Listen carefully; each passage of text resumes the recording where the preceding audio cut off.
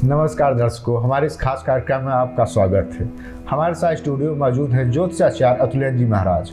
आज हम बात करेंगे महाराज जी से ग्रहों की राशि में वर्ण व्यवस्था की।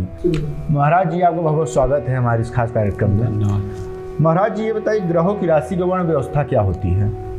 जिस प्रकार आर्य सभ्यता के अनुसार मनुष्य की 4 वर्णों में विभाजित किया गया है, उसी प्रकार ग्रहों को भी वर्ण में विभाजित किया गया है। ज्योतिष शास्त्र के अनुसार 4 वर्ण बनाए गए हैं ग्रहों के भी, जैसे कि ब्राह्मण वर्ण, क्षत्रिय वर्ण और वैश्य वर्ण तथा शूद्र वर्ण। ये 4 वर्णों में ग्रहों का भी विभाजन किया गया है। और कौन से ग्रह किस वर्ण में आते हैं, जैसा कि आप ब्राह्मण वर्ण में माने तो ब्राह्मण वर्ण में गुरु और शुक्र आते हैं। हाँ जी, कहाँ से अपना नाम बताएं? सर, हम प्रदुम्न यादव बोल रहे हैं। जी प्रदुम्न जी, बात करें पंडित जी से। हाँ जी प्रदुम्न जी, आप बताएं क्या जानकारी चाहते हैं। गुरु जी, हम यही चाहते हैं, मैं सजेस्ट कर रहा हूँ।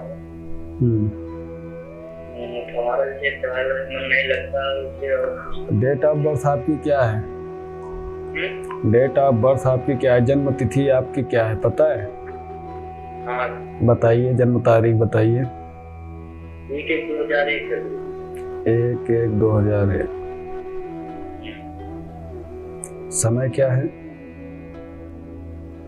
क्या गुरु जी? समय टाइम क्या था? जन्म का समय क्या था आपके? समय पूछिए, कौन सा मतलब ये? दिन में, रात्रि में, सुबह, आप किस टाइम पे आपका जन्म हुआ था, उस समय आपको पता है? दोपहर में कितने बजे? गुरु जी, इतना एग्जैक्ट मालूम नहीं। 12 से 1 के बीच में या 2 तक में? शाम 4। आप ऐसा करिए, 1 से लेके 9 के बीच में कोई एक संख्या लेके आप हमको बताइए। 1 से लेके 9 के बीच में कोई एक नंबर आप चूज करके बताइए। 3। ओके जी। जन्म का स्थान कहाँ का है आपका? गुरु जी, हमारा जन्म स्थान यहाँ बैजयपुर है। जी। कुंभ राशि है आपकी। पूर्व भाद्रपद नक्षत्र के 3रे चरण में आपका जन्म हुआ है और वृष लग्न राशि है आपकी।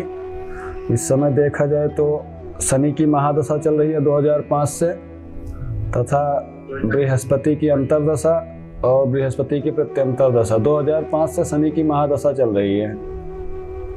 गुरुजी, कैसे ठीक हो? हमारे आपके कार्यों में जो रुकावटें आ रही हैं, अड़चने आ रही हैं, पढ़ाई लिखाई में जो मन नहीं लग रहा है आपका, कोई सफलता प्राप्त नहीं हो रही है, शनि के कारण ही हो रही है, क्योंकि आपका स्वामी भी शनि है, कुंभ राशि है आपकी।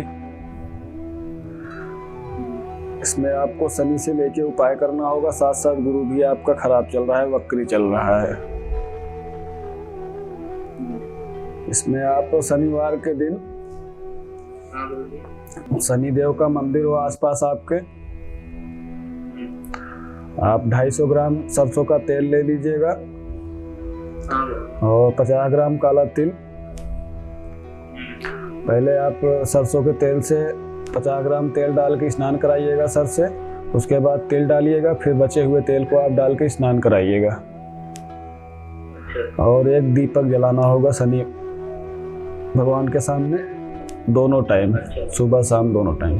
और सुबह के टाइम पीपल को आप जल दे दीजिएगा जब आप शनिवार को जाएंगे पूजा करने। तो इतना करिए, 5 से 7 शनिवार में हो सकता है आपको कुछ लाभ मिलना शुरू हो जाएगा।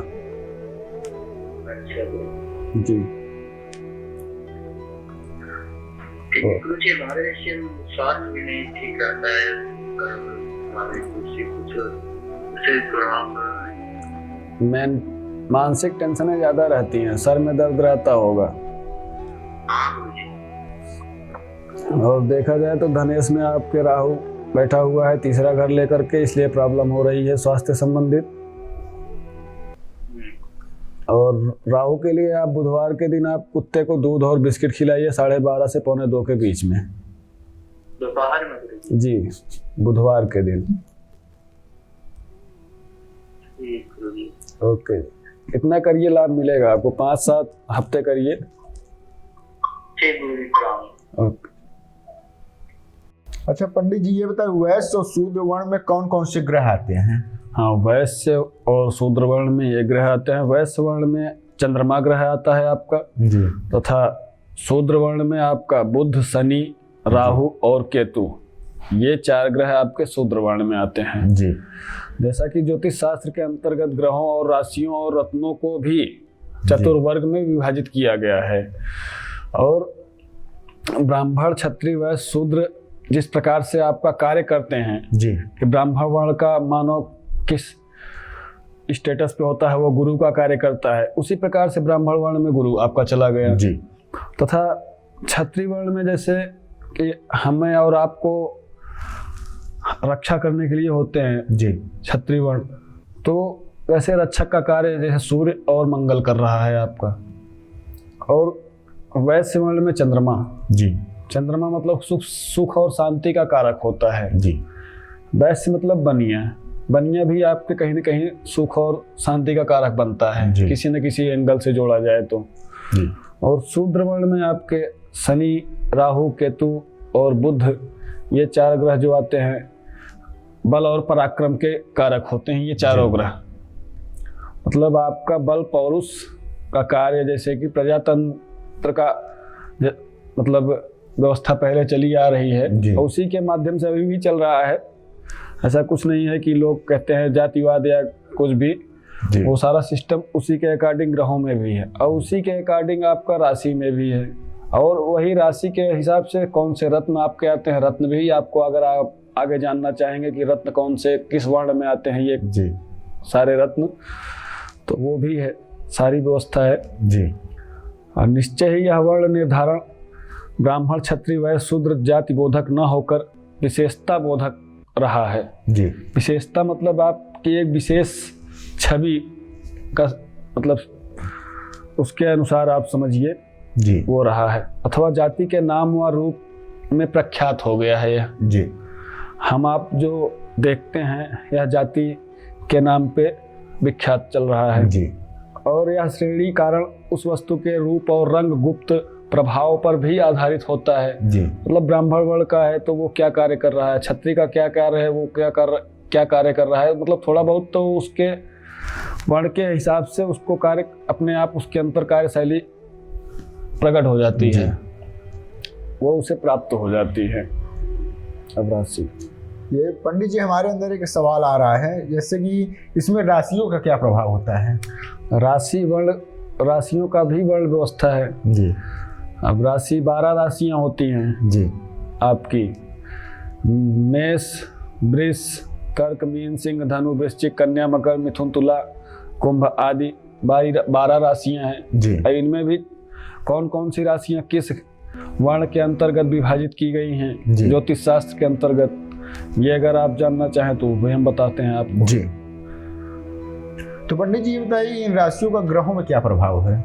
राशियों का ग्रहों में ग्रह के अकॉर्डिंग ही राशियां हैं जी। ग्रह ही राशियों के स्वामी होते हैं जी। अब कौन सा ग्रह आ रहा है लग्नेश में उसके अनुसार ही राशि विद्यमान होगी और कौन सा जन्म राशि उसका बन रहा है, लेकिन चंद्रमा ग्रह है जी, वो जब चंद्रमा के साथ कौन सा घर लेके बैठ रहा है, जैसे कि 5वां घर लेके बैठ रहा है तो सिंह राशि हो जाएगी जी। 5वें घर में अगर चंद्रमा बैठ रहा है, या 12 घर होते हैं, 12 घर के अनुसार ही चंद्रमा जिस घर में बैठता है या जिस घर को लेके बैठता है उसी के अनुसार 12 राशियां आपकी कार्य करती हैं, 12 राशियां आपके प्रभाव डालती हैं जी। ऐसा हमको पंडित जी देखिए जैसे अपने आसपास देखा जाता है कि हमारा ग्रह खराब है, तो वो ग्रहों को शांत करने के लिए राशियों का क्या प्रभाव होता है? राशि तो ग्रहों को शांत करने के लिए राशि का कोई मतलब उसमें वो नहीं है, हस्तक्षेप नहीं है।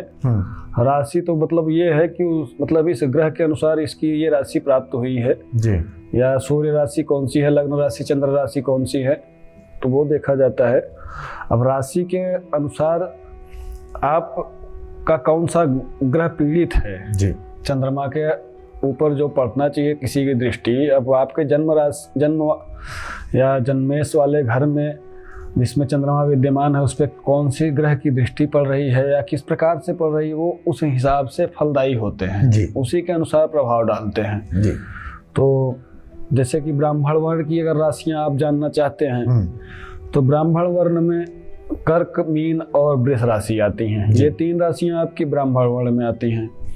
और क्षत्रिय वर्ण में आपका मेष, सिंह और कुंभ, धनु आता है जी। और वैश्य वर्ण में आपका वृश्चिक, कन्या, मकर आता है जी।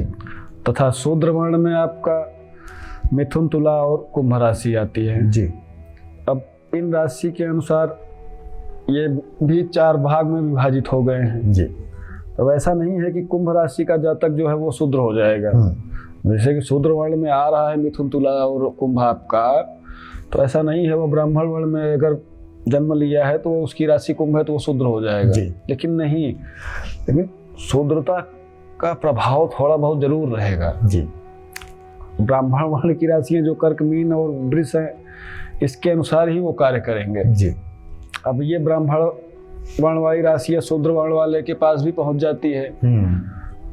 देखते हैं आप इस जाति का व्यक्ति कितना आगे बढ़ गया। हाँ ये तो है। हाँ। और इस जाति वाला एकदम नीचे रह गया, मतलब उच्च में रहने के बाद नीचे पहुंच जाता है, नीचे वाला ऊपर पहुंच जाता है। कुछ तो कहीं ना कहीं प्रभाव और अपना सिस्टम तो व्यक्त करते ही हैं किसी भी अनुसार, कैसे भी करके।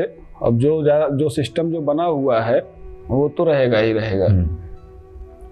अच्छा पंडित जी बताइए, अपने प्रभाव को बढ़ाने के लिए राशियों का क्या योगदान होता है?